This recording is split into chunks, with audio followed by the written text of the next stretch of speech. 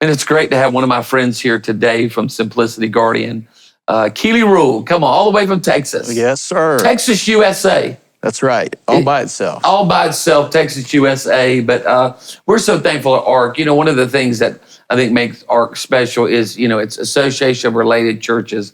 But in that relationship, so much is it's resources. I heard somebody say a long time ago that your relationship is your resource is your relationship.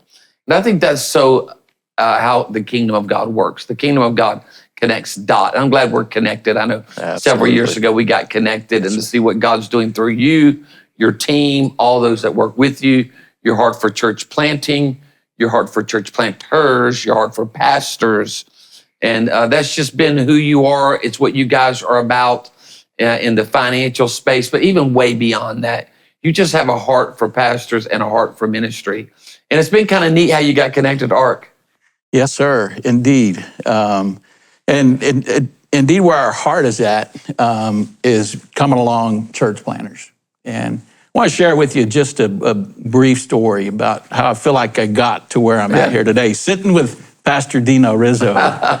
So my background is in ministry, and had a strong desire to plant a church. And so when I helped begin Guardian 13 years ago,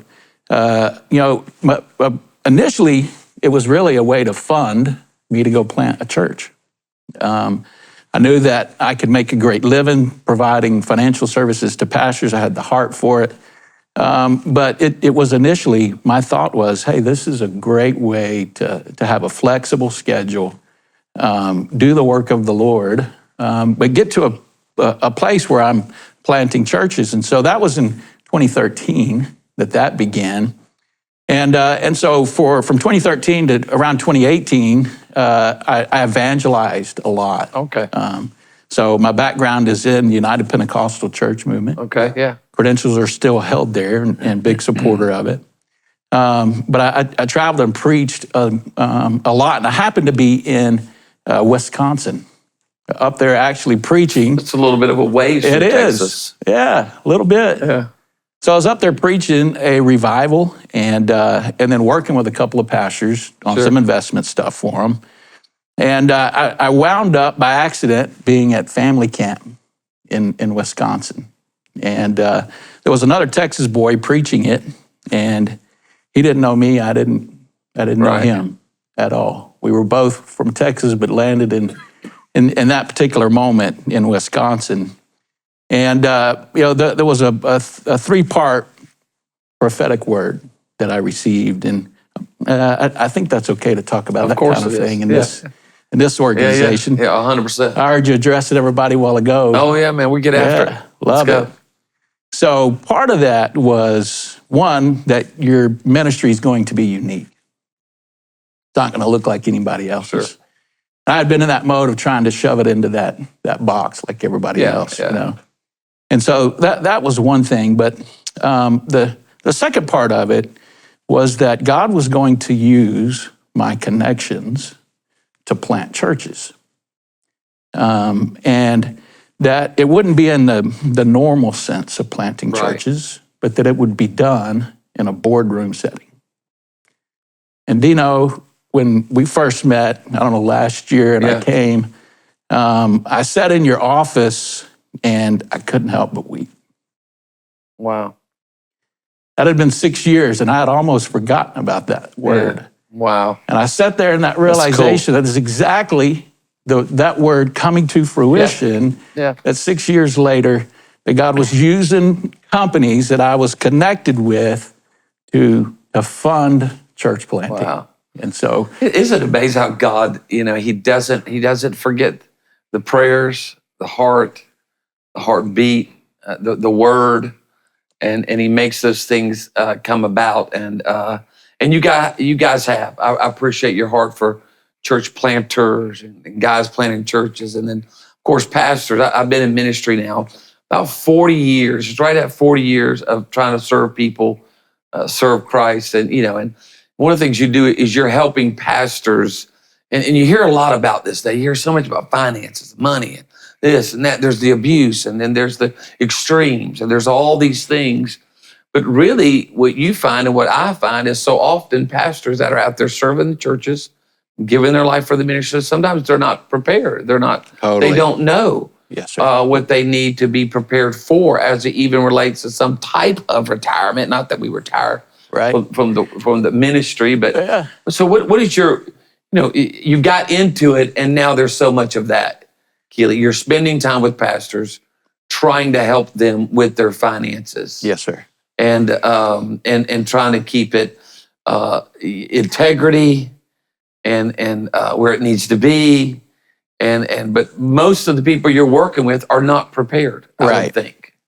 So totally, when I got into it, I had no idea the severity of what the situation was when it comes to ministers and their finances. And of late, there's been a whole lot of additional studies that have been coming out from tremendous organizations like the Barna Group. Yeah. One of the most recent ones was actually commissioned by another financial organization, was done by Gray Matters Research just last year, and it was just released. And they questioned over 5,000 ministers, and the initial question was, out of mental, physical, spiritual, relational, and financial wellness, which one do you struggle the most with? And with 32%, financial wellness was the biggest struggle out of those 5,000 pastors reviewed. There's another study that I refer to often that was done by the Center of Evangelicals, and very similar. Finances at the very top of that. Of what they're struggling with. What they're struggling what they're with. thinking about. Right. I got you. I just had our group, so we're made up of a good group of independent inside advisors and agents, and then we have a great, incredible team of well-trained independent advisors. We all gathered last week in Dallas, had a great time learning together. But in preparation for that, I just happened to Google, what's the number one reason ministers fail? And I don't know if it was just the day or what. Yeah. You can try it. You might get something different. Yeah. The algorithm could throw a wrench at it, but yeah, Right? I hear you. That morning, the algorithm, number one in my Google search, the number one popped up was a study, and it was financial stress. Yeah. The number one reason causing ministers to step out of ministry. And so, and then it goes on to kind of talk about the ways to address it and fix it, which is really through education. And that's what Simplicity Guardian is really about. Yeah. First and foremost, before we ever talk about the right type of retirement plan or a product, it's education, helping pastors understand that when it comes to some benefits, ministers have the best benefit and way to avoid taxes. And widely, we misunderstand it and don't know how to use it. But when you break down the code, there's only a few places that an individual never pays taxes on money. And ministers happen to be one of them that have the ability to do that by structuring some things properly. So we spend a lot of time educating guys, first and foremost, around this provision called housing allowance. Yeah. And what's interesting about that is something, I've done some study on that because, it can get a bad rep, and then you can get, and of course, there are reasons why. When you see the abuse, yes, sir, and you see things that happen where people do not financially handle themselves well, there's always, those moments where you feel like somebody is in it for that, which is painful and sad. Because, I got in ministry and had no idea. I want to serve Christ. I still feel that same way. I'm grateful for the blessing and the benefit of being able to be in ministry and be in vocational ministry. I was in bivocational ministry when we launched our church. And so I cut grass for about 3 or 4 years. I think it was 3 years for the first 3 years of our church. Washed cars, did some other little odds and end jobs. And then from time to time have done other things also, because you're just trying to, provide for your family. Right. And I don't think you should ever, put that all on the church and put that all on the people. Yes, sir. When it's not able. And so there is those negative things, but what you're working with is the positive benefits that have been created for pastors in our country where they can continue to serve people, be about the ministry. And tell me about some of those things, like some of the services you guys offer, which I think is important for people. Okay, here's the 4 or 5 things we do, and this is what we, kind of our niche. Yes, sir. Great. So, the first thing, again, education around housing allowance. So we do a lot of staff events. We'll come speak to your church. We'll come on our dime and just come speak to your church. Now, when you say housing allowance, for people that don't know that, what is that? So housing allowance, IRS code 1071 and 1072. So the church didn't come up with that, the IRS did that. Right. That's a specific code given towards allowing a minister the ability to avoid taxes as it relates to any housing expenses. Now, a wise guy told me a long time ago when I first got in the business, there's 3 things you can do with taxes. You can pay them, that hurts, right? That's no fun. Yeah. You can evade them. That's trouble. That'll get you arrested. Yeah, that's against the law. Yeah. Or you can avoid them. Yeah. And so housing allowance is just one of those ways that the code allows for a minister to avoid, in most cases, state income tax, and in all cases, federal income tax on any expenses related to their home. Right. And so getting a good understanding of the rules around that is most important. So it's a threefold test when it comes to housing allowance, and it's the lesser of the 3. Sure. The lesser of the 3. There has to be a board-passed resolution. Makes sense.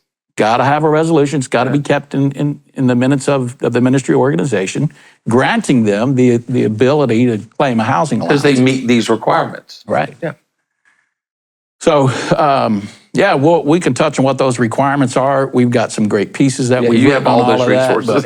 So you have the most understandable ones I've ever read. Yeah. So we try to do a good job. We try to do a good job of getting those out through newsletters and et cetera. But that resolution, it cannot exceed the fair rental value of the property and its contents. Sure.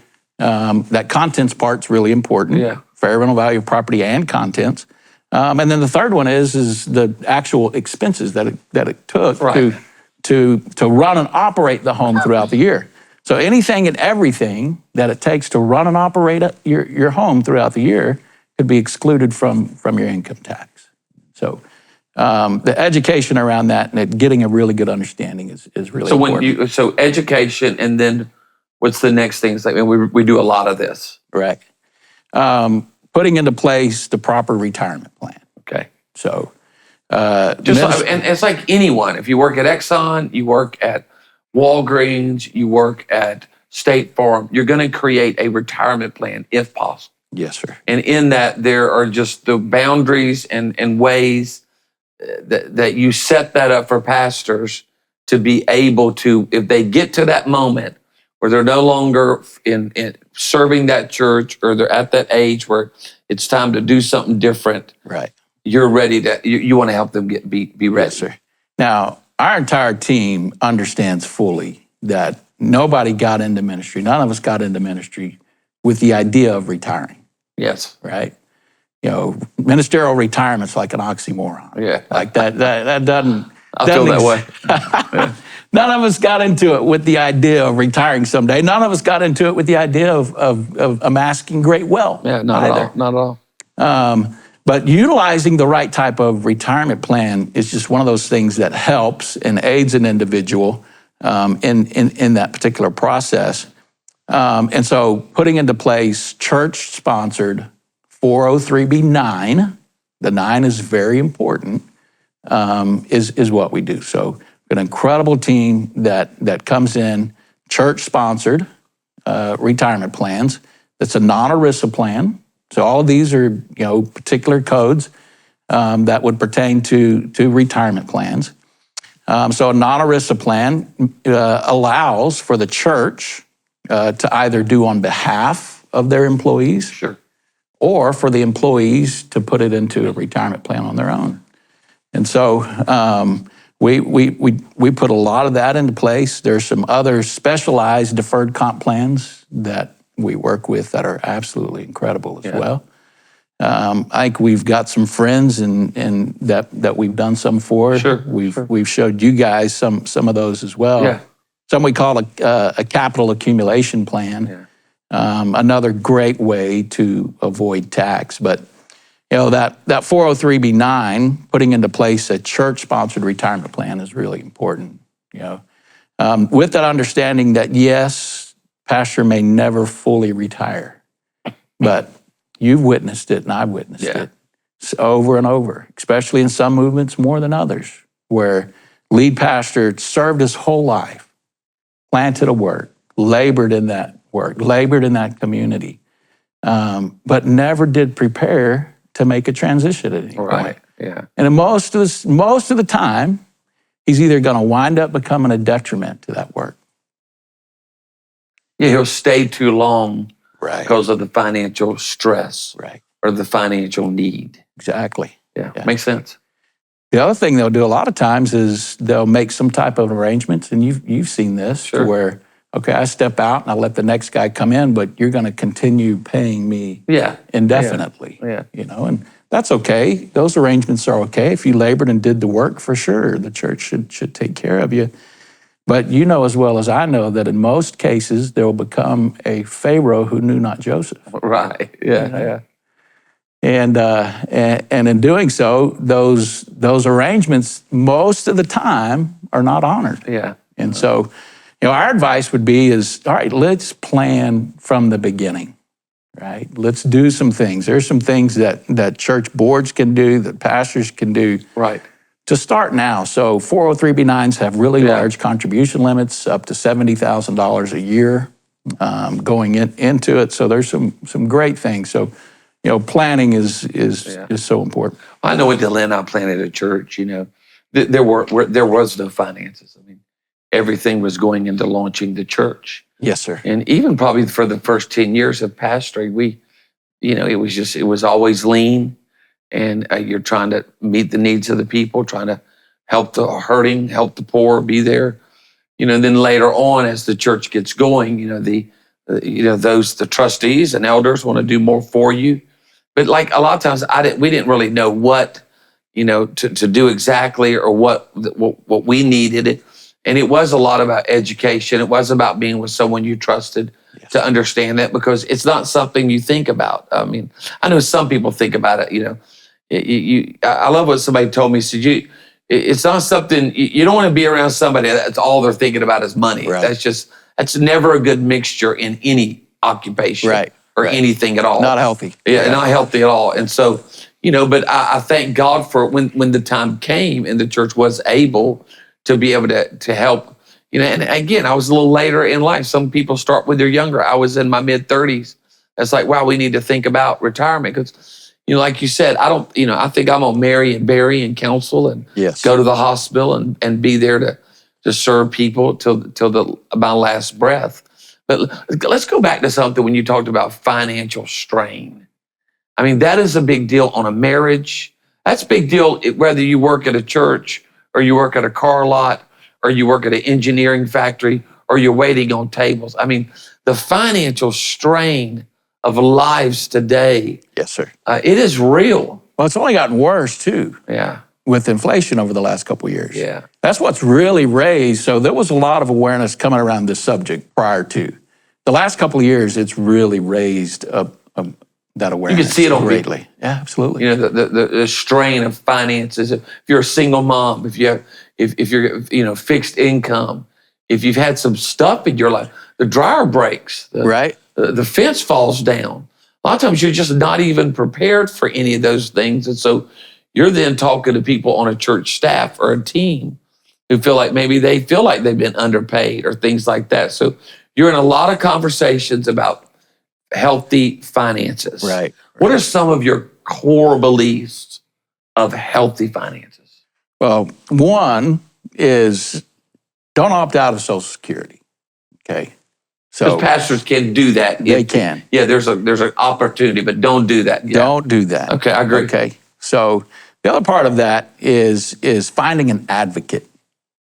Education and finding an advocate. Someone that can help you, cheer you on, encourage you, Talk to your board. Or talk to Somebody the church. that works with you on your behalf with either your compensation committee or whatever you may have. Yeah. Finding an advocate that's going to fight for you is a really big piece. Yeah. Really big piece. But that stress. The other thing is don't get into debt. Yeah. And that's a tough one. Right. And that's one that people are struggling with greatly right now. Is that debt piece? Of late there's and I've got no argument with it at all, but there's a really big push to before going into ministry to make sure that you've graduated with a master's degree in theology or whatever it may be. And in a lot of situations, guys are starting off in ministry. It's true. Way deep in debt. And then then to go to work, like you said, in most cases, in a situation where money is tight within the church and within the ministry. And so that's a really big deal that we're dealing with. And then, just how to deal with that, how to deal with that debt if you find yourself in that situation. So it's another thing that we've done through a partner called Church Legacy Ministries, where we focus on helping individuals accelerate debt elimination. And then the impact that has on the church as well. Yeah. Yeah, because, we were just with a bunch of church planters. Yes, sir. And so you're there, supporting them, loving on them, helping them. But, a lot of times you plant that church, you cash in everything. Yes. You gotta, it's for the cause. Yes, Dylan and I did the same thing.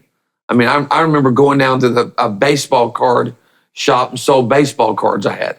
Yes, that my sir. dad had given me to plant that church and help. That was during the first year, because we had no money. Right. The offerings were low, and again, you're just doing it's what people do. Yes, sir. And so you're right. You can, next thing you know is you can look up and be in debt, which then puts stress on you, which is going to affect your ability to minister, preach, care for others, tend to your family. 100%. It does have a domino effect in people's lives. It overlaps in every one of those situations. Yeah. And so you come alongside to say, hey, let's look at what we got. Let's get you the right resources. Let's get you trained, and then let's set up some things for you. Exactly. That's where you start setting up the accounts or the retirement. Or what about if someone is the church says we're not doing that? What do you tell a pastor who says, okay, but our church is not going to do that, but I want to set something up? Yeah. So what do you tell that individual pastor, that individual staff member who just says, I need to do something for myself financially for retirement? We run into those situations often. Sure. So, we work with the one-off small church where pastors just struggling to make a living. I Zoomed with a guy for an hour and a half yesterday from Virginia, making $36,000 a year, 57 years old. Yeah. An exact situation. Yeah, what can I do? The church has been putting some money aside, but they have no idea what to put it into. So we do that, but we also work with some of the largest churches in the country as well. And so getting with somebody and letting us educate you and put a plan together. So in those situations, what we've done with Simplicity Guardian is we built what's called a MEP, which is a multiple employer retirement plan. What that allows is for a church to join our plan, and in doing so, there's zero cost to the church. A lot of times that's a big reservation for the church. Yeah. They think that it's going to cost them $2,500 a year to put a plan in place, et cetera. And so what we've done, in my opinion, is maybe the most cost-efficient way for a minister to save, whether he's going to use it for retirement or whatever, through that multiple employer plan. So there's zero setup cost. There's zero maintenance cost. There's no reason for the church not to do it. Zero. And then that gives that minister the ability to start deferring money completely tax-free. This is the beautiful thing about that particular plan.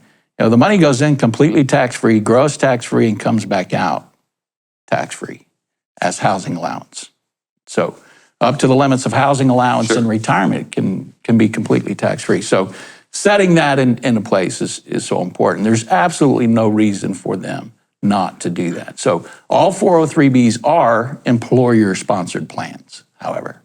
So when you hear the term 403, what is that? As a company, church, entity-based retirement? Yes, sir.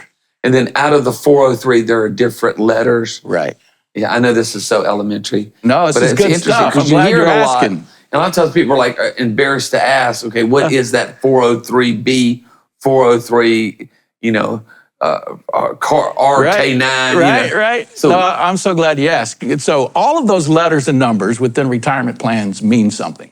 So traditional IRA, 401k, yes. Roth IRA, 403B, 403B1, 403B7, 403B9.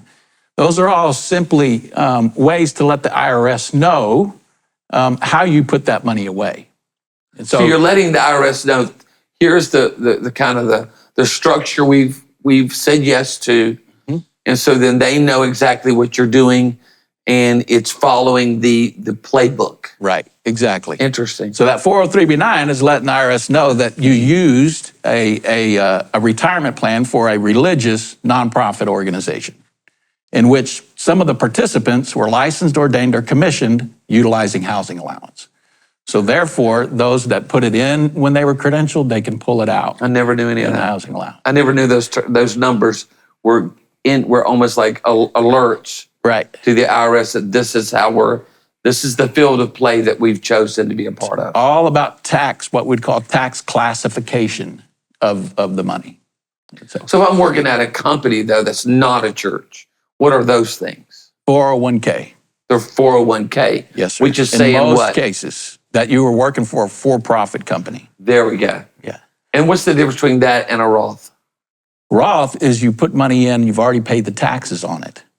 Okay? So, and I come across a lot of ministers that are utilizing Roths. Yeah. And that's great. Believe it or not, taxes now are lower than they've been in history. You don't realize that historically, at one time in this country, the highest tax bracket was 94%. Goodness.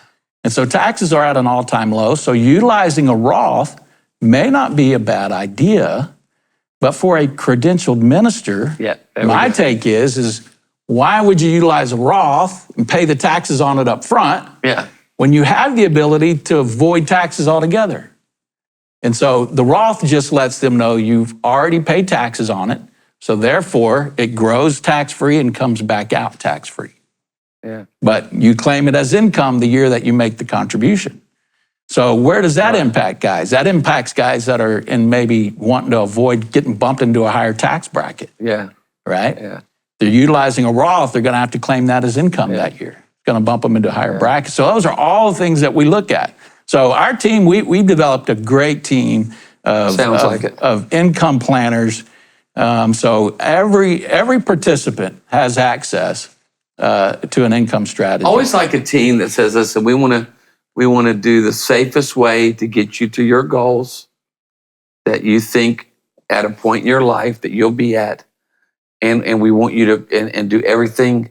I always tell my guys, as I want to pay the taxes that I owe. Yes, sir. I want to be a part of those things. And then I want to be ready when I come to that point. Yes, sir. And that's what I appreciate about you guys and your team. It's able to do that. I remember when I'd gotten out of Bible college, so I was probably about 24, 25. We were traveling a little bit before we planted our church. And I was up in a little church in Mount Olive, North Carolina, right across the line near Tabor City, Tabor City, North Carolina. Up in that beautiful area. Country over there. Yeah. And kind of eastern North Carolina, lower eastern North Carolina. And I preached for a guy who had been in ministry. I think it was his 37th year of ministry. And this was his 27th church. Moved around. Wow. So he was in a movement, in an organization where they moved you around about every year and a half. Yeah. And I'll never forget sitting, I spoke for him, little A-frame church, probably a couple of people there on a Wednesday night. Great service. God moved. Went to his house. We had a minute cheese sandwich, just sat there. Me and my wife, she was 21, I was 26. We were babies. We're sitting there with these senior ministers who I still have great respect for. They both gone to be with sir. the Lord. But I remember him, he got emotional, Keely, with me. And he said, we're tired. We're tired of moving. We're tired. His wife wept at the table. I never forget, my little 21, 22-year-old wife was sitting there ministering to this senior adult woman. And he says, we have nothing. We have nothing. They didn't get into it for that reason. Right. And, but he said, we've not prepared. We never prepared. We never had the opportunity Yes, sir. to do anything. No church ever gave us an opportunity. And here we are, and I'm still having to serve. And he was doing some odd jobs on the side. Yeah. And much respect for that. I have massive respect for bivocational pastor. Absolutely. Because again, Absolutely. we did it in a short period. I was younger, different scenario. And so you see that story all the time. On a weekly basis. Weekly basis. Absolutely. It marked me, Keely. I'll never forget sitting there. And I thought, Lord, whatever you have for me, but I want to be better prepared. Yes, sir. Where I can make a better choice. He was forced into some choices. And I don't even think he felt like he could serve those people well because of his dynamic at that point in his life. Mm. So what do you say? How is your heart moved by that? Well, greatly, first off. And it is something that we experience on a weekly basis, guys that forsook it all. Yeah. And there's scripture for that. Of course. For sure. Yeah. Forsake it all and follow me. And so I don't know, Pastor, I've got a couple of different takes. You go down a spiritual aspect of it. I believe that, what God calls, he equips. Yeah. God sees it all. Yeah. And so, there's provision along the way that he provides, but taking that provision and making sure you're doing something with it. Yeah. It's so important, but I can't tell you the number of cases that ministers that I deal with, and I feel for their wives the most. Because as men, we're going to, the regular statistic is that 70% of the time, we're going to predecease our spouses. In ministry, that number is much higher. I would think so. I worked with the Assemblies of God District, West Texas District, a couple of years ago. We did a resource tour. We went section by section, educating them on some things financially. Prior to that, they did a little study, looking to see how many of the pastors predeceased their wives. And in that situation, 96% of the males predeceased their spouse. 96%. And I would say that's probably maybe a little bit high, but much more in line because of the stress that ministers deal with on a daily basis. It impacts your overall health. But ultimately, who's going to pay the price is your spouse, your wife, and your family. And there's argument about the order in which we sacrifice. Yes, the church always comes first. Yes. There's no argument about that. Next to that, though, family, and then church, in my opinion. Yeah. And so that financial part is so important. So. Yeah, because there probably could have been some minor adjustments, some training, some knowledge, some resources. An hour with you, somebody on the team that says, "Listen, we know that you have what you have." But if you make this change, if you did this much, and when you get to that point, it's going to be this much for your family. You'll be better prepared for your spouse. Where you can make some decisions. Yes, sir. Exactly. And it doesn't. It's a phone call, it's a meeting, it's a conversation. That's it. Where you could just make some adjustments. Right. A lot of times that's all it is. Even sometimes just getting a life insurance policy in place. There we go. I can't tell you. It's mind-blowing. The number of even young guys and church planners that they have zero coverage. God forbid something were to happen to them. Yeah. So, but it's little bitty things like that that make the big difference in those situations. Yeah. Right. So you can meet with somebody and give them all that information. Yes, sir. We do a lot of work via Zoom. Yeah. So a lot of work via Zoom. What are someone's next steps if they want to connect with you guys? So reaching out, going to our website, simplicityguardian.com, simplicityguardian.com. making a phone call to us, you know, and then and scheduling an appointment with somebody on the team. There's zero obligation. There's zero judgment. Conversations are always confidential. Yeah, 100%. And so just starting that conversation, you know, and it doesn't matter what the situation is. We're going to look at every situation objectively. And whether that is that pastor that's in his late 60s, opted out of Social Security, doesn't have retirement, or it's that pastor that has been very successful.